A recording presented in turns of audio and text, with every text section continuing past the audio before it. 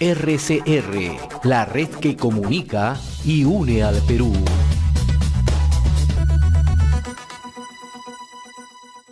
Y próximamente va a tener lugar en Lima, con la participación de profesionales de diversos puntos del país, la conferencia Cómo convertir un conflicto social en oportunidad. Y es posible. Y en realidad creemos que este sería uno de los grandes retos, ¿no? Justamente hemos querido, para conversar sobre este tema, invitar al ingeniero Rómulo Mucho Mamani. En su momento ha sido viceministro de Minas, del Ministerio de Energía y Minas, impulsor, ¿no?, creador de Agromin, ¿no?, la principal feria de agro y minería en nuestro país, y consultor en temas de desarrollo. Como siempre, muy agradecido por compartir esta invitación de RCR, mi estimado ingeniero. Gracias, José. Gracias, mi querido amigo. La verdad es que el Perú todavía no aprende de las lecciones que ha pasado ya más de 3 décadas en conflictos y aún persiste la duda, los paradigmas. Creo que este es un esfuerzo más para poder hacer entender a la sociedad civil, a la academia, a las empresas mineras, para poder cómo convivir correctamente. Y casualmente una de las herramientas que hemos creado es Agromin. La pregunta, ¿Agromin resuelve el problema? No resuelve el problema, pero sí es una herramienta, es un medio que va a ayudar a entender mejor, ¿no? Y desmitifica, ¿no? Es decir, que sí es posible convivir agricultura y minería exitosa, ¿no? Con generación de empleo, con posibilidad de desarrollo, etcétera, ¿no? Así es. En el libro Agro Perú, País Agrominero, que escribí el año pasado, ahí demuestro como cifras de que no hay total incompatibilidad, simplemente los conflictos, los paradigmas, está en nuestra mente, ¿no?, los de los peruanos, de la gente que quiere creer en un asunto, un tema que si le conviene o no le conviene, ¿no? Pero el tema fundamental es que ambas actividades siempre han convivido sobre la faz de la tierra, desde que el hombre apareció, porque recordemos que el hombre cuando empezó fue cazador, ¿no?, y luego descubrió la minería para elaborar sus herramientas, vino la edad de los metales, y ahí empieza el progreso del hombre, ¿no? Porque todo lo que tenemos y todo lo que usamos viene de la minería. Entonces, pues, convivimos todos los días, ¿no? O sea que esa pregunta cuando hacen, claro que casi no tiene lugar, pero casualmente ahora estamos organizando esta conferencia, lo voy a dictar yo, porque desde el 2000 yo estoy casi participando directamente, indirectamente, casi en todos los conflictos sociales que han pasado en el Perú. En esa época yo era congresista, arrancamos eso, por eso es la historia del proyecto Tambo Grande, del conflicto Tambo Grande. Luego, cuando ya era viceministro, estuve con el conflicto de Río Blanco, en Majás, estuve con el conflicto de Tintaya, el conflicto de Dorrán, en La Oroya, estuve el conflicto de Puno, La Rinconada, La Nanea, y todos los conflictos que en esa época sucedieron, yo estuve presente como un actor principal de ahí, y cosa que me ayudó mucho a entender cómo suceden, por qué suceden y cuál sería, digamos, la solución, la posible solución. Y también hemos hecho un análisis profundo de cada conflicto, ¿no? Los conflictos no son iguales, ¿eh? Tienen su particularidad, tienen sus actores, tienen distintas formas, porque en el Perú no podemos, pues, decir que el Perú es homogéneo. La gente del norte no piensa igual que la gente del sur, ni la gente del centro. Yo he tenido la suerte de trabajar en todas las regiones, norte, centro, sur, hasta en la selva he trabajado. Entonces sí creo tener la experiencia, digamos, esa facilidad o esa ventaja de haber trabajado y haber visto cómo interactúan los peruanos, y cuáles son sus preocupaciones, qué cosa es lo que quisieran, y si viene una inversión minera, o otra inversión, no solamente una inversión minera, sino una inversión en industria, en turismo, en infraestructura, en todo lo que conlleva, pues, el desarrollo de un país. Un país necesita recursos. La cantaleta que vamos a escuchar siempre que falta plata. Hoy mismo los gobiernos regionales dicen que han encontrado arcas vacías, los alcaldes han encontrado deudas millonarias de sus antecesores. ¿Y de dónde van a sacar? ¿Cómo van a pagar las deudas? Entonces es fácil entender, porque quien tiene visión, quien tiene visión de negocio, visión de cómo generar recursos, ya pues tiene que echar mano a lo que tiene, ¿no? Obviamente, hoy día hay que hacerlo de la mejor manera, respetando el medio ambiente, ¿no? Nadie puede negar que hay brechas sociales, son indiscutibles, ¿no? Se ven, ¿no? Hay niveles de pobreza extrema, ¿no? Pero muchos de los proyectos o muchos de los conflictos sociales, mejor dicho, que se han registrado en los últimos años tienen un fuerte componente ideológico, tienen un fuerte componente político y tienen un fuerte componente de intereses de instituciones que mueven esto detrás, sí, ¿no? Totalmente. Eso hemos aprendido. Hoy sabemos quién mueve en el corredor minero. ¿Quién mueve la Cunaver? ¿Quién mueve en el corredor minero? Las Bambas, Halbay, Tapajay, ¿no? Arequipa. Sabemos quiénes son. Y lo sabe el Estado. Pero no hay una ambigüedad total de enfrentar el tema, ¿no? Por ejemplo, vamos a tocar ese tema casualmente, ¿no? La parte crucial del curso va a ser caso por caso. ¿Cómo fue el caso Tintaya? ¿Cómo lo gestionamos? Ahí convertimos el conflicto en una oportunidad. Hicimos hoy, el convenio marco se respetó y obviamente no es perfecto nada, ¿no? Todavía pues muchas cosas adolecen arriba, ¿no? Ahí en las partes altas, pero peor es que no haya nada. Hoy hay dinero para ejecutar, para realizar obras y ha mejorado ostensiblemente, eso a mí me consta. Y desde hace un buen tiempo las empresas han cambiado su política también, han mejorado mucho la política de responsabilidad social y eso ha mejorado mucho en todos los entornos sociales de lo que hace años casi no había nada, ¿no?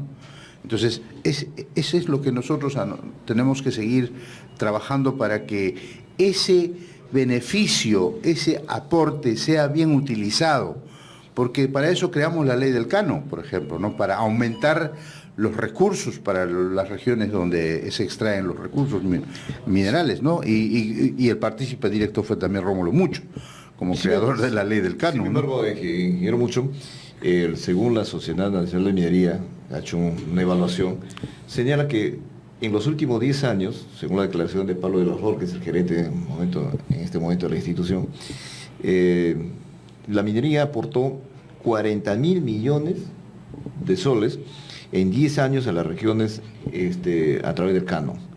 Pero solo se ha ejecutado, según esta apreciación, el 65% de dichos recursos. Entonces, no es que falte plata. Correcto. Lo que pasa es que no hay una gestión adecuada. Entonces, y aquí vienen otro tipo de propuestas que hemos escuchado en los últimos días. Por ejemplo, el flamante gobernador regional de Moquegua ha planteado que se aplique 10% a las utilidades, ¿no? Claro. O sea, claro. Y estamos viendo en realidad que lo que falta más bien es capacidad para ejecutar mejor estos recursos y con ello no se quiere decir, por ejemplo, que obviamente si hay la posibilidad que se canalicen más recursos todavía, porque siempre hay demandas que atender. Claro. Pero aquí hay una cifra que nos revela el aporte de la minería a las regiones, 40.000 millones en 10 años, y no han sido ejecutados adecuadamente. Sí.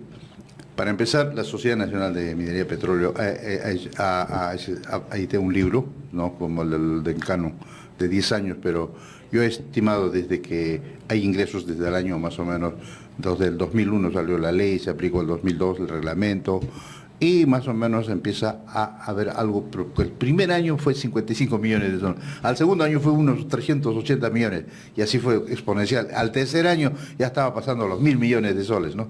Justo cuando salió Antamina, pues, ¿no? Y casualmente yo he sumado 50.000 millones hasta el año pasado, incluyendo regalías, ¿ya? 50.000 millones de soles ha entrado por Cano. Entonces, y nos la pregunta así como la decimos, ¿dónde está? Pero para empezar, inmediatamente yo mismo me respondo, le digo, es que no hemos creado un mecanismo de monitoreo y medición de esos impactos. Simplemente se les ha dado la plata, bueno, toma la plata, haz lo que quieras. Entonces, no ha sido debidamente utilizado. Y la gente tiene razón cuando sigue reclamando, pues, ¿no? ¿Y dónde está? ¿Y qué recibo de la minería? Pero sí, ahí está, como bien lo dices también, ahí está la plata. No, y Cajamarca obviamente... Cajamarca es una muestra, ¿no? Cajamarca, por ejemplo, donde, ¿no? donde en los últimos años hay serias denuncias contra la administración, dos administraciones del gobierno regional, Ancash. ¿no? Ancash. ¿No? Entonces, Las regiones que más plata han tenido son las más corruptas porque están con todas sus autoridades cuestionadas. y otro hecho paradójico, ¿no? Inclusive en el mismo Y otro hecho paradójico, ¿no? Yo recuerdo perfectamente que a inicios del gobierno del periodo de Pedro Pablo Kuczynski, uno de los alcaldes de la provincia de Cajamarca se quejaba que no había canon, ¿no? Pero sin embargo se oponían las inversiones. O sea, una contradicción. Sí, una falsa dicotomía, pues. Pero es engañar a la población, ¿no? Sí, lo que pasa en el Perú hay que trabajar mucho todavía pues en el tema de hacer entender y de la capacitación a la gente y los líderes que surjan, que sepan de gestión de recursos, gestión de obra, gestión de desarrollo, lo que necesitan. Yo vengo de las alturas y lo hablo con toda claridad. Allí donde están encima de los 4.000, 4.500 metros, tampoco necesitas miles de millones. Allí necesitas montos menores para hacer grandes cosas. Por ejemplo, ¿qué es lo que necesita arriba? Calefacción, necesitas energía, hoy hay tecnología de los paneles solares, ¿no? Necesitas mejorar, si es que es posible, la posición altitudinal de la tierra, si es apto o no apto para poder sembrar pastos o productos agropecuarios, porque a partir de los 4.000 metros ya no crecen, solo crece el ichu, hasta los 4.500, y de los 4.500 ya no crece nada, ¿no? Ni los musgos. Entonces hay que entender, digamos, eso también. Bueno, ahora, en los valles interandinos, en algunos casos los yacimientos están 3.500, 4.000, más, casi un 70% de los yacimientos están encima de los 4.000 metros, ¿no? Pocos yacimientos están debajo de los 4.000 metros. Entonces, en los valles interandinos sí es posible. Quizás no el cultivo de productos para la alimentación, pero sí de pastos. En este caso, por ejemplo, un caso pongo, ¿no? En caso del Conga, por ejemplo. Perdón, en el caso de las Bambas. 4.200 promedio. ¿Qué crece? No crece ya papa, no crece cebada, ni quinoa, ¿no? Entonces, ¿qué cosa puede dar? Pastos, ¿no? Entonces, mejorar pastos, mejorar ganado, la reproducción de ganado. Más abajo, 3.500, sí, ya encontramos cultivos, papa, habas, quinoa, ¿no? Hasta los casi 4.000 metros, ¿no? O sea, entonces hay que conocer, y ahora el Perú está súper estudiado, yo tengo sendos estudios, sino que nadie hace caso. Aquí hay otro tema que se cuestiona, y hoy un cuestionamiento directo al tema de la actividad minera. La famosa tesis de la cabecera de Cuenca. Está en mi libro, bien explicado en mi libro. Como la naciente del agua, por decir. No existe cabecera de Cuenca, para empezar. No existe ese término ni en el castellano, sino que se le ha puesto cabecera de Cuenca. Científicamente se ha demostrado que el agua no es que nazca en la cabecera de Cuenca. El agua se nace en toda la cuenca. La cuenca es como un cuerpo humano. Es un cuerpo humano que tiene vida. Tiene sus riachuelos, ríos, sus aportantes, tiene sus pastos, tiene sus recursos, tiene todo.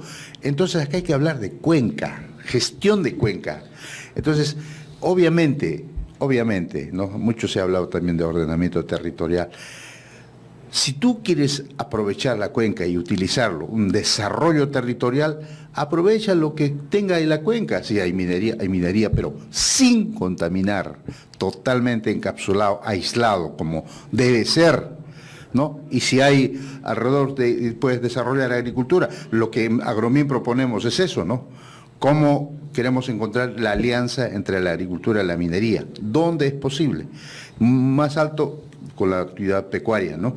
Más bajo con la actividad, digamos, de la agricultura. Entonces, termino.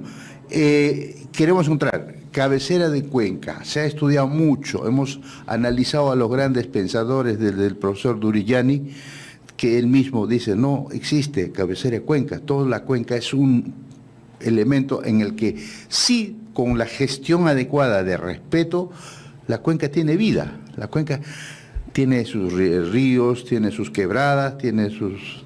de acuerdo del recurso altitudinal, claro, del recurso altitudinal, ¿no? Desde que desemboca al mar, 100, 1000, 200, 300... pisos, ¿no? Los pisos, ¿no? Pisos altitudinales. Entonces, pues, aprovechemos a los pisos altitudinales. Que otra de las cosas que proponemos es que todo debería ser verde. Todo, la forestación, reforestación, para evitar la erosión de los suelos, para evitar de que un área vegetada, un área incluso atrae la humedad. Es muy interesante, eso ya lo hemos aprendido. Por ejemplo, Porcón es un modelo. ¿Por qué no hay cientos de porcones o miles de porcones en el Perú? Porcón tiene otro tema. Mira, ¿cómo en una esos pisos altitudinales, para ponerles energía, para darles por supuesto, se necesitan recursos. Y los recursos los sacamos de ahí mismo, lo que tenga la cuenca. Al menos yo lo tengo claro. Pero eso nos lleva a otro tema, ingeniero. El tema, por ejemplo, de los pasivos ambientales huérfanos. ¿Qué es lo que motiva muchos discursos sobre este tema relacionados a la parte nociva de la minería? Evidentemente existen pasivos ambientales, sí, que no están siendo atendidos, no están siendo remediados. Mira. Y que hay una serie de gestiones donde han involucrado a comunidades, instituciones del Estado, instituciones privadas, pero que hasta la fecha no se han concretado en algo que la población mira y que diga, bueno, sí, pues ahora sí nos están atendiendo este problema y ahora nos están mejorando nuestras condiciones de vida. ¿Qué falta para que eso se concrete? Mira, los pasivos huérfanos de empresas que hoy ya ni existen, algunos han desaparecido, otros se han ido. Bueno, el Estado tiene la responsabilidad de remediarlo, ¿no? Y los pasivos de empresas que existen, ellos ya tienen la obligación, hoy día, con el plan de cierre de mina. Y los pasivos que existen, por ejemplo, existen casi en todo el Perú, en Cajamarca, en Ancash, en Cerro de Pasco, en Puno, en Arequipa, en algunos más que en otros. En mis tiempos hablábamos de pasivos casi de 800, considerables. Ahora hablan de miles, ¿no? Pero también, ¿qué tipo de pasivos?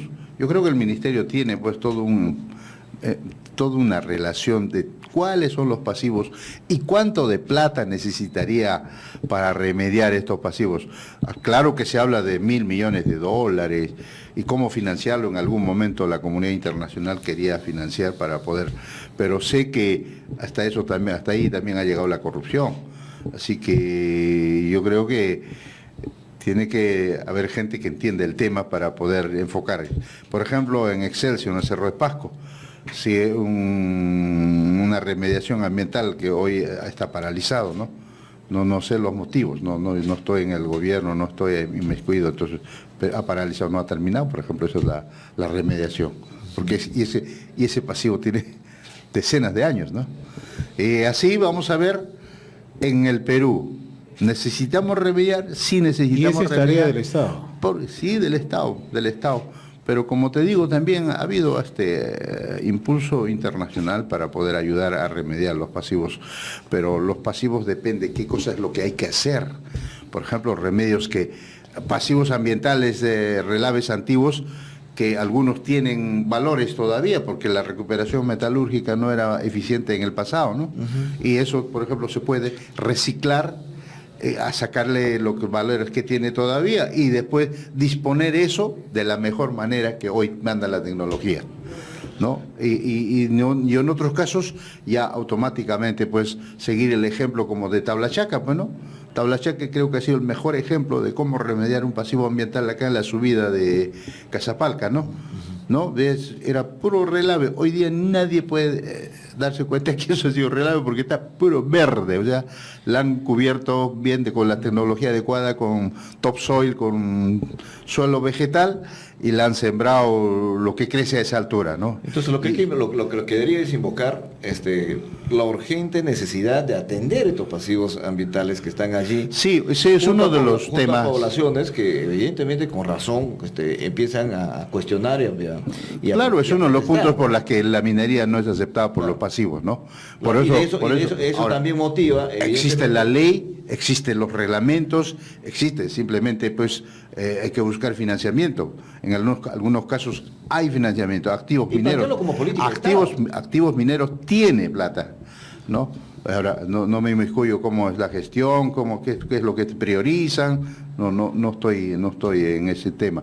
Pero sí, eso depende de una estrategia, de un plazo adecuado, listo, de acá a unos, no sé, 5 años, 10 años, ya no debe haber ni un pasivo. Y las minas en actividad no deben dejar pasivo. Por eso le digo, pues establecer como una política de Estado y de urgencia, ¿no? Para que eso pueda ser resuelto y evidentemente generar la solución de un factor, ¿no?, que está ahí presente y que en cierto modo también es una traba para el desarrollo de la De alguna manera, no suma en todo el Perú, pero sí es una variable que no favorece pues a la percepción, ¿no? Al pensamiento. Ahora, que lo uno peligroso tiene. es que frente a este tema se utiliza y se manipula, ¿no? Se desinforma, ¿no? Hasta hay investigaciones al respecto. En la San Marcos hay una investigación sobre utilizar los relaves para materiales de construcción. El tema ha dado, por ejemplo, el resultado que sí es posible, ¿no? Pero depende de la lejanía, pues las minas están muy lejos, entonces ¿cómo vas a hacer un producto y vas a trasladarlo? Y si para hacer los ladrillos puedes encontrarlo hasta acá cerca, ¿no? O sea, es también de costo, ¿no? Ahora, esos pasivos también en algún sentido se puede aprovechar como para poder utilizar o rellenar otros pasivos que existen, ¿no?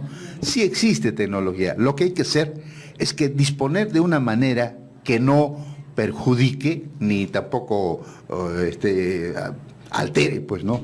Hay una tarea central. Y encima póngale pues topsoil. Por ejemplo, hoy día en las minas, donde hay, digamos, suelo vegetal, todo el topsoil, el suelo vegetal, se junta en un depósito, en un área de préstamo, para que en el futuro, de cuando ya se cierre la mina, eso debe ser utilizado para cubrir, ¿no? Digamos, y eso también ha sido utilizado así en Canadá, donde yo tuve la suerte de visitar Sudbury, al norte de Ontario, donde, bueno, muchas minas. En una época dice que era la zona más contaminada de Canadá. Hoy vas al norte de Sudbury, es impecable, ahí están todas sus lagunas, ahí están, las minas sirven de museo. Estuve en el Nickel One, una mina muy famosa de níquel. Nickel One fue una de las minas más profundas en su tiempo. Ahí está, sigue siendo mina, le digo, porque es un museo que cuesta casi $40, $50 entrar y ves las maravillas que han preparado ahí los canadienses, ¿no? Entonces, pues,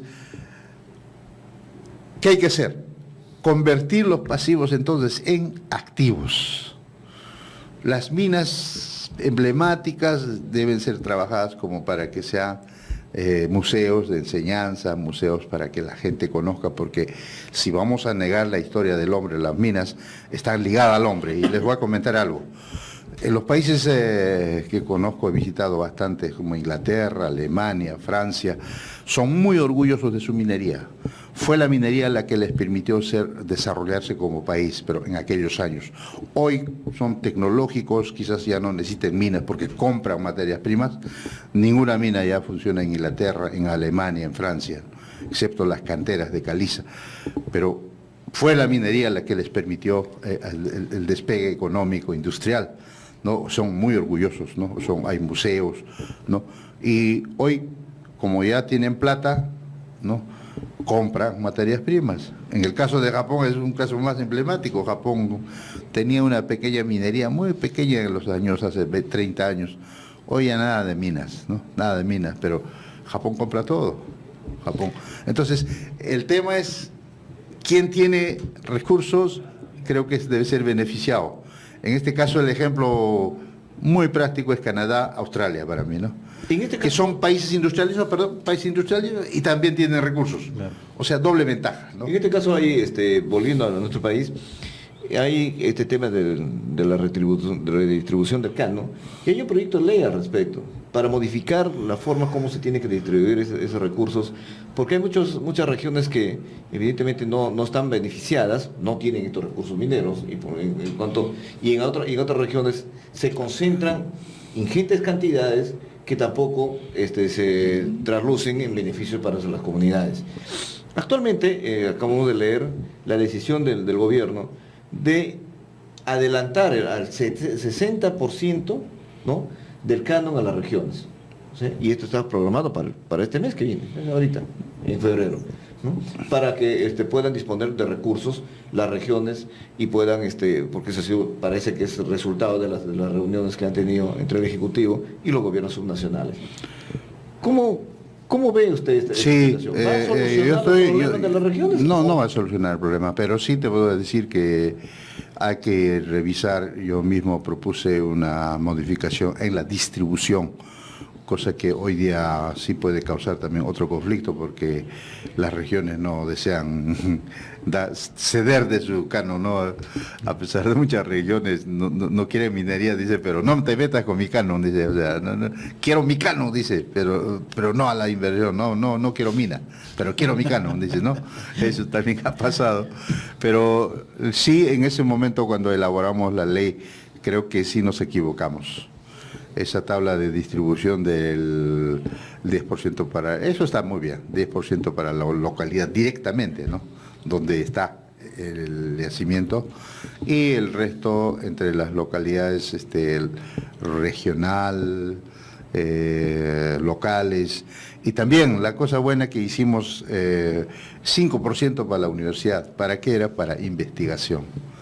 Yo vengo de una universidad de pública y lo he vivido en carne propia, la falta de recursos, entonces pensamos que las universidades también debían de para investigación, pero lo triste es que esos recursos no han sido utilizados, o de alguna manera alguna universidad pero no hay nada, ninguna demostración tangible que gracias a ese dinero hay una innovación, hay una creación de algún producto nuevo, no hay. O sea, entonces más bien ese dinero ha sido utilizado más que toda la construcción de infraestructura.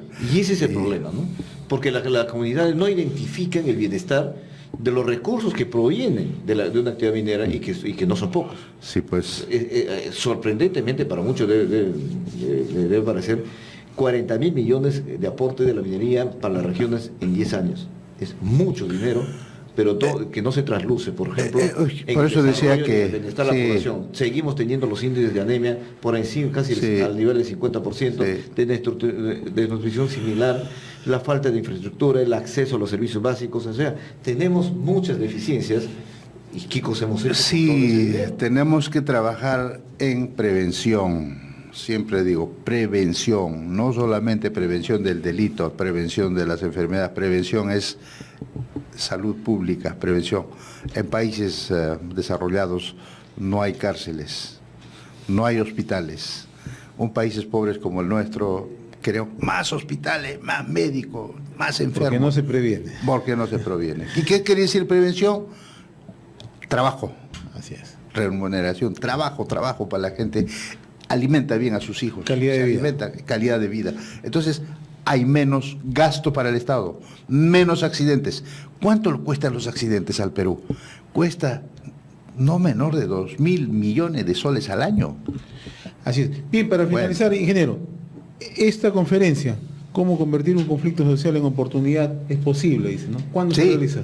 Sí, el día 22 al 23 de marzo. En Lima, para quienes nos están siguiendo en diversos puntos del país, que febrero, seguramente van a venir. Es el día sábado en la noche viajo a Denver, tengo una conferencia en Denver, en Estados Unidos. Y bueno, aquí vamos a compartir una información muy, muy importante. Creo que pocos peruanos tienen esa gracia, digamos, esa suerte de haber vivido en todos los conflictos directa e indirectamente. Y también con todo el respeto de muchos, hoy día hay más de 20, 30 especialistas en conflictos en el Perú. Respeto todas las opiniones porque todos tienen razón, tienen una forma de pensar. Y yo como académico, yo como hombre de campo, y también hombre de ciencia, ¿no?, más o menos llegó a entender el crucial para poder entender. Lo que diga va a solucionar, quizás no, pero va a ayudar mucho a clarificar, especialmente para las regiones que hoy dicen no a la minería o dicen lo pensaremos. Oye, no tienes que pensar. ¿A dónde tiene que dirigirse lo que quieren participar? Tiene que pensar en la región, tiene que pensar en el trabajo, tiene que pensar en generar recursos, porque recursos le faltan. Va a ser en Natalio Sánchez 220, ahí en Lince. En la Jesús María, que es un distrito limeño, ¿no? Sí, la cuadra 5 creo que es de Arequipa.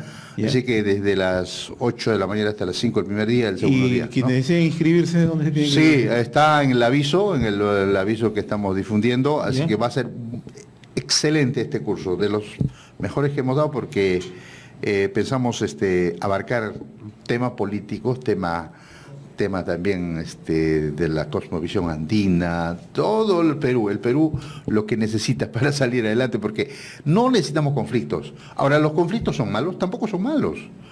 Per se, conflictos hay que negociar, hay que trabajar, hay que transformar, porque los conflictos al final tienen que ser una oportunidad. Bien, estuvo con nosotros el ingeniero Rómulo Mucho, ¿no?